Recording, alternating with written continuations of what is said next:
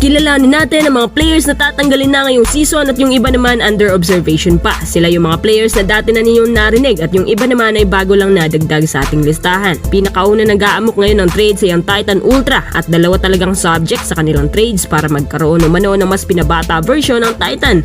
Si Joshua Monson ang tinutukoy ko. Siya yung pinakaunang nilagay ng Titan Ultra sa trading block na siyang di naman pinaniwalaan ng mga tao. Kalaunan dahil sa interview ng may-ari sa Spin, doon lang lumabas na totoo pala ang mga rumors. Ayon sa owner ng Titan Ultra na si Joshua Monson ay handa na nilang pakawalan. Bilib naman daw sila sa kakayahan ni Monson, kaso nga lang, yung decision making niya ang magiging problema. Main man sana siya. Pero yun nga lang may konting pinagsabitan. In fairness naman na magandang tandem nila ni Calvin Abueva ngayon at sa palagay ko, hindi problema ni Calvin at ni Monson na hindi magandang standings nila.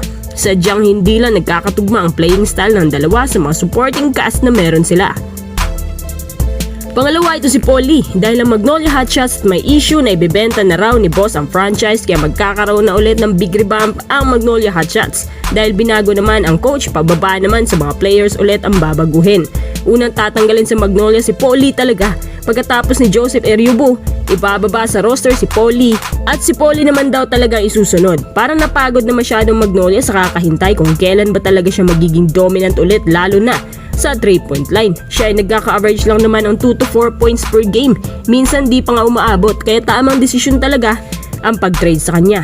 Pangatlo si Calvin Abueva. However, nagdadalo ang isip ang management sa kanyang trade deals dahil sa dominance na meron siya ngayon sa kahit saang aspeto. May shooting na kayang lumaro ng 2, 3 at 4. Napaka-versatile at tigil sa lahat hindi bumababa sa 15 points per game ang kaya niyang ibigay sa Titan Ultra. Hindi pa rin nagsuslow down. Worth it pa rin hawakan to. Pang-apat si Alex Stockton, yung pinaka-latest sa ating nakalap mula sa Spin. Dahil sa inconsistency ni Stockton na parang naging kasalanan niya tuloy lahat kaya napasama ang kanilang huling games.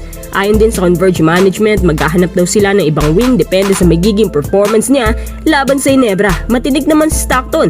Napakadami ng beses na sinalba niyang Converge pero ngayon na medyo 14 points per game na lang ang average points niya, biglang napapakamot na ang Converge. Grabing qualifications pa lang hinahanap nila para maging franchise player. Sino kaya sa apat ang hindi dapat i-trade?